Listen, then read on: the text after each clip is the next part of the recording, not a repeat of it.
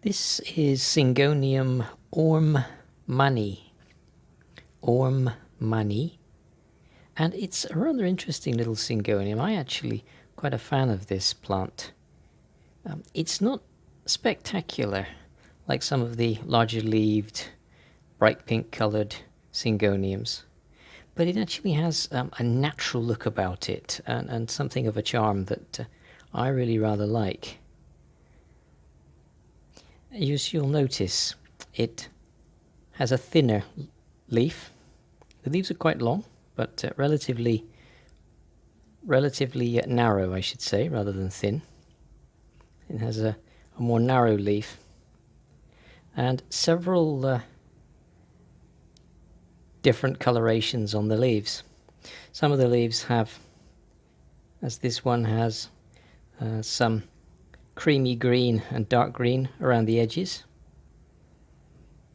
Some are predominantly green, such as this one.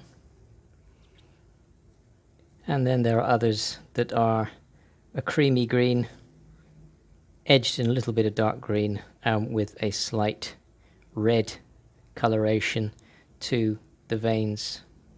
And that's particularly prominent here on this young leaf that's emerging. So some interesting and subtle coloration, and also the leaf shape is a little more unusual compared to most other syngoniums. It has more of a clumping habit rather than a climbing habit. It ultimately will climb, but it actually forms a nice rounded shape and doesn't tend to run away as some syngoniums do.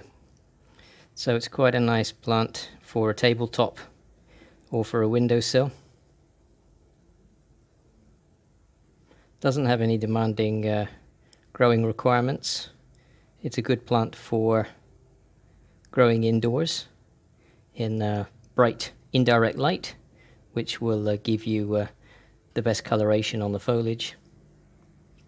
And it can be potted in any general purpose compost, whatever's your favorite houseplant compost.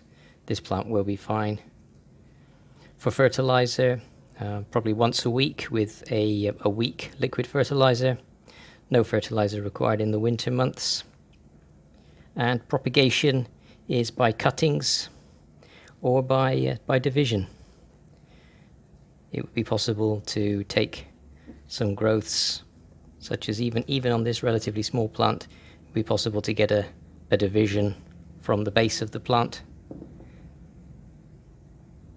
So there it is. That is Syngonium Orm Manee. One of the slightly more unusual syngoniums, but I think one that is well worth giving a try.